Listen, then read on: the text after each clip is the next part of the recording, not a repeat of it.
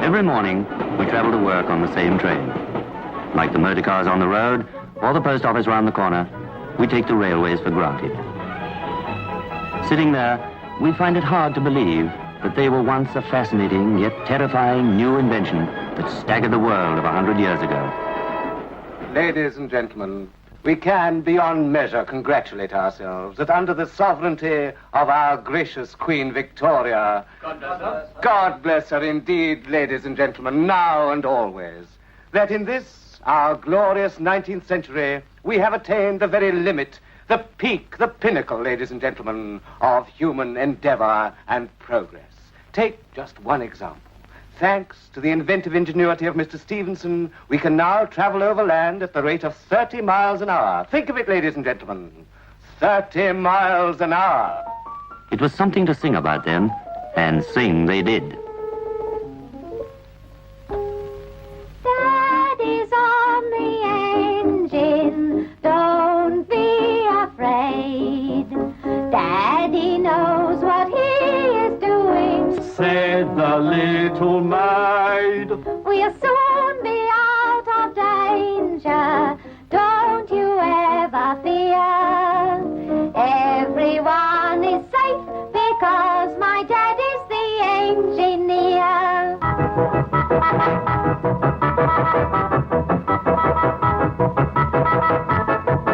The engine driver is still the hero of our boyhood. We can't ride with him on the footplate, but we can collect engine numbers. And that makes us feel a part of the romantic atmosphere.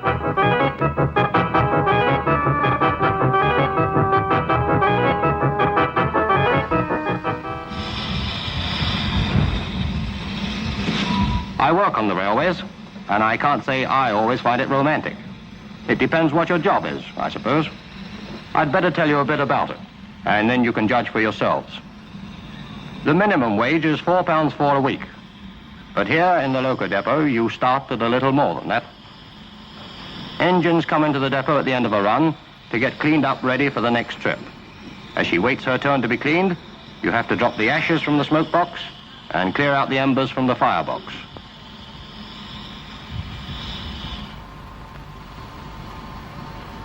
The superheated tubes get all bunged up with soot, so they have to be cleared out too. We do this with compressed air or steam. In most places, we load coal into the tenders by machinery. It's a great improvement on the old-fashioned method, which used to make coaling one of the dirtiest jobs. A great number of men are employed in the local depot. Some start here and never leave it, for there's no end to the number and variety of the jobs. Boiler washers, firelighters, shed laborers, all sorts. The man who has to scrape the clinker from the inside of the firebox has a very unusual job. They only let you do this for 10 minutes at a time. Regulations won't allow any longer because of the heat and the lack of air. You'll find it's quite long enough. Here's the driver with his fireman. They've come to find out which train they're taking out and where she's bound. Engine number 5066. They've got an hour to get her ready. After changing into overalls, they go along to the stores. 3 oil bottles, please. They're on a good train today. The trip is more than 140 miles. And on a long run, the driver gets an hour's overtime for every 15 miles over the 140. Yes, thank you. Engine number? 5066. It's a long run for the fireman, too. He has to throw a ton of coal for every 50 miles of the journey. And that's something like work.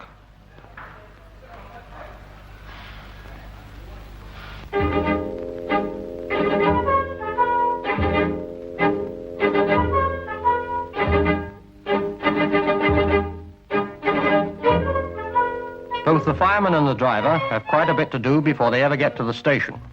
They'll be responsible for the lives of hundreds of people, so they must make sure that their engine is in perfect running order. This chap has been a fireman for 10 years. In about another year, he'll get promoted to driver. His name's been on the list for some time now.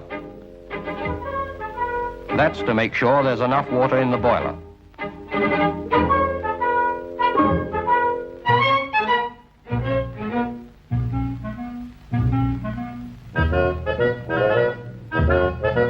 On an engine like this, there may be as many as 90 points to oil.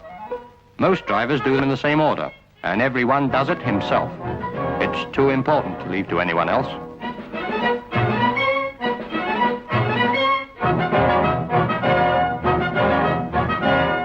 It's 35 years since the driver started as an engine cleaner. As long as your eyes stay all right, you can hold this job till you're 65.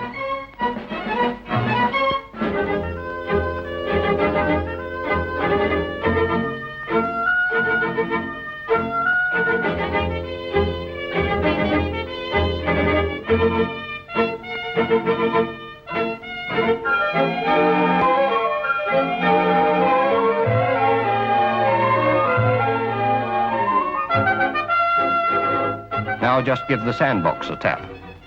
You never know when the line might be greasy.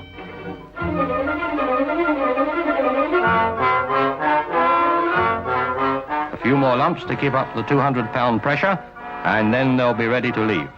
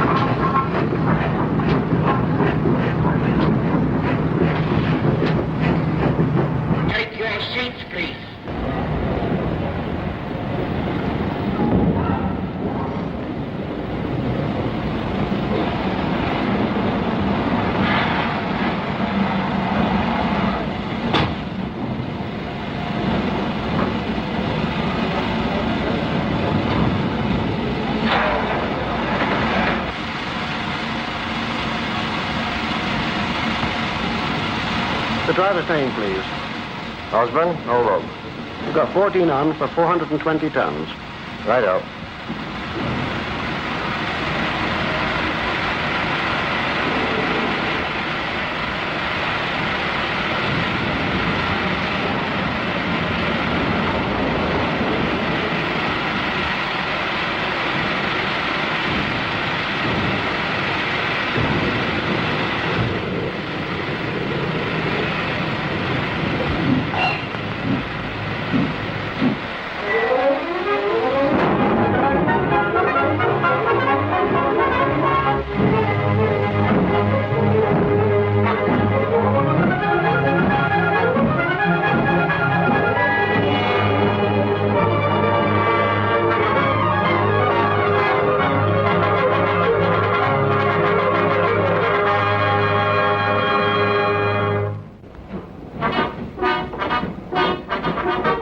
That's the train, on the top line. The signalman in the terminus box watches her progress, so that he can tell when to pull the levers that bring the points and signals into operation.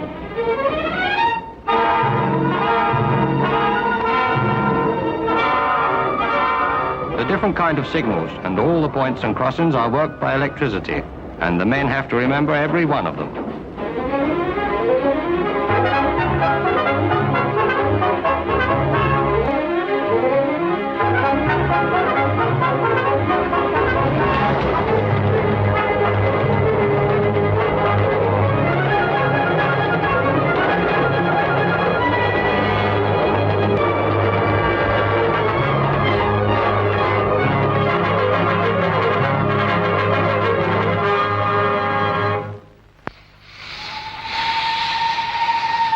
Each area of the line has a control room like this one. It's the controller's headache to fit into the regular services, the goods trains from the factories, the special trains, and the trains that may be running late. You start in a booking or goods office when you're young, and then come in here as a learner. You can get anything up to £8 a week here, and a pension at the end. Though sometimes you envy the man who has only a small signal box to look after.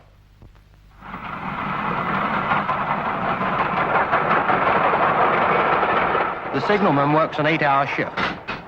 It's a pleasant job, and you're pretty well your own boss.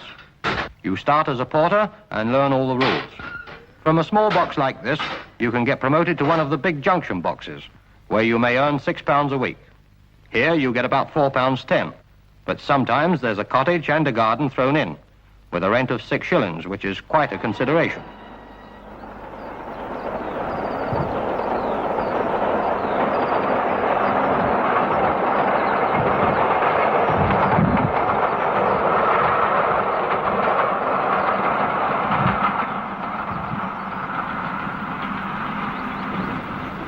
Many stations look well cared for, and it's a sure sign that the station master takes a pride in them.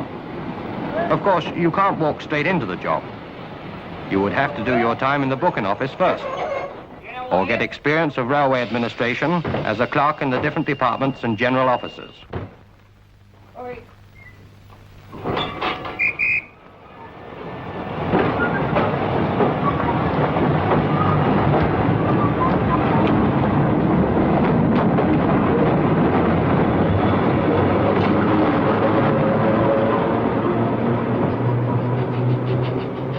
As the company's representative, he has to know the secret of dealing tactfully with all sorts of people. He has to have at his fingertips a knowledge of timetables and of the facilities which the company can offer to the public. The station master has every opportunity to use his initiative, encouraging local industries to use the railways, for instance. This is to the benefit of both the industry and the company. A good deal of his time is taken up in the office with all kinds of administrative work. The signal boxes and maybe the stations nearby come under his supervision. As for promotion, well, the bigger the station you get to, the higher the pay.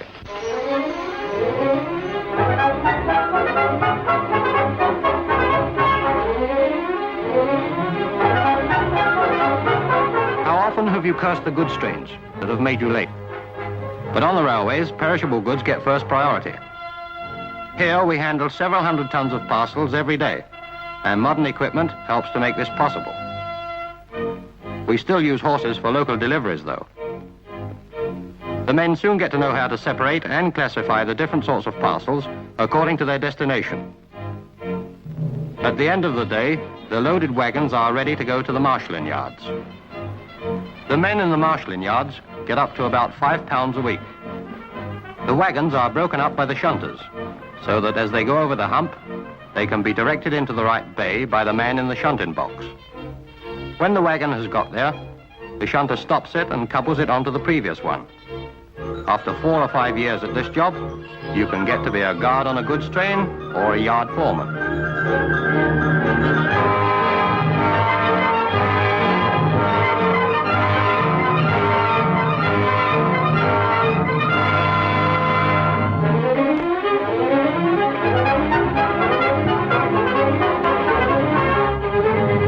Trains aren't much use without lines to run on. So let's have a look at the chaps whose job it is to keep them in repair. Laying track is done when the line is least busy, mostly on Sundays. Every job has to be timed to a second. As soon as the old length is out, in goes the new. And there's no margin for overlap. If you like an open-air life, then you'd like a track layer's job.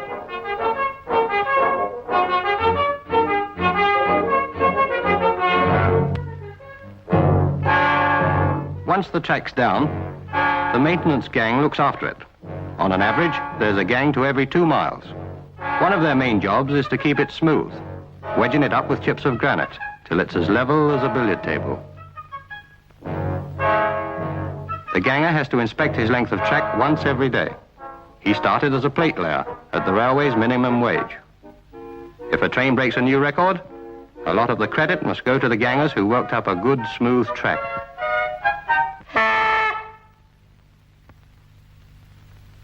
Clear for the down fast.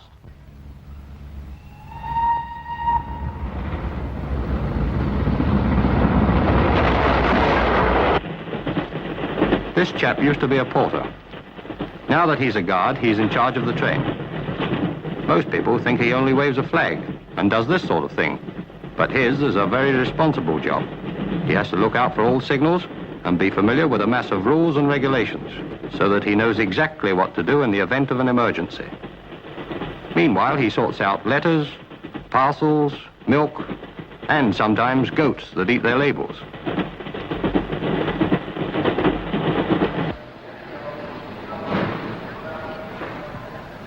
To an ordinary member of the public, the life of a parcels clerk behind the counter must look a very easy one. All he ever seems to do is to weigh things on a scale and enter them in a book.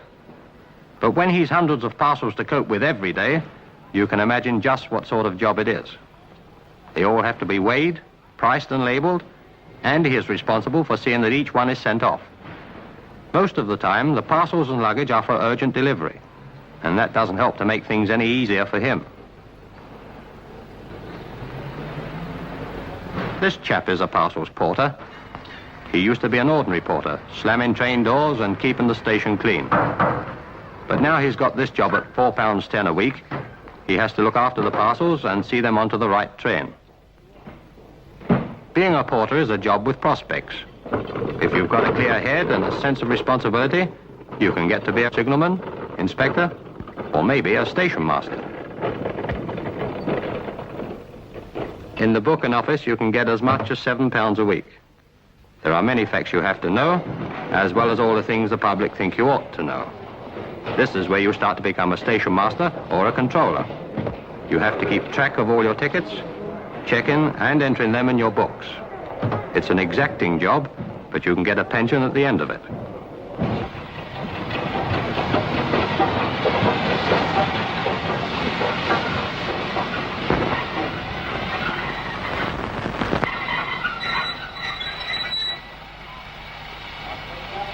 It's not always an easy life, working for the railways, but it's a worthwhile job because it's an important job. There's room for all sorts of brains and abilities, and there are plenty of opportunities for promotion.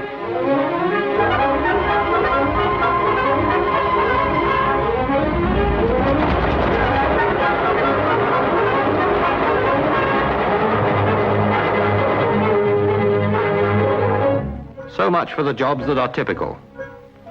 But all sorts of outside trades and professions play an important part too.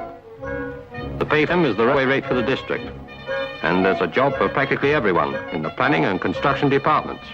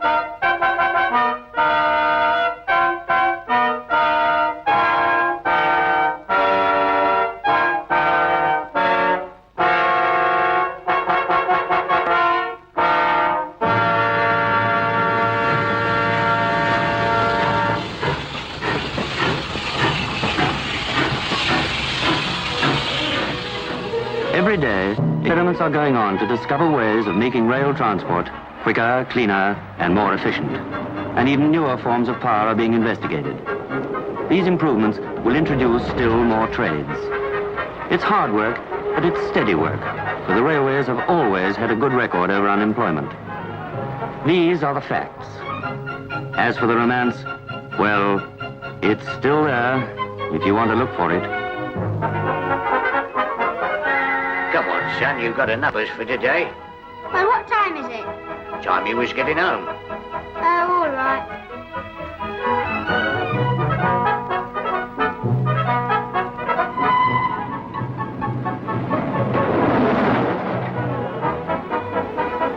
Yes, got that one.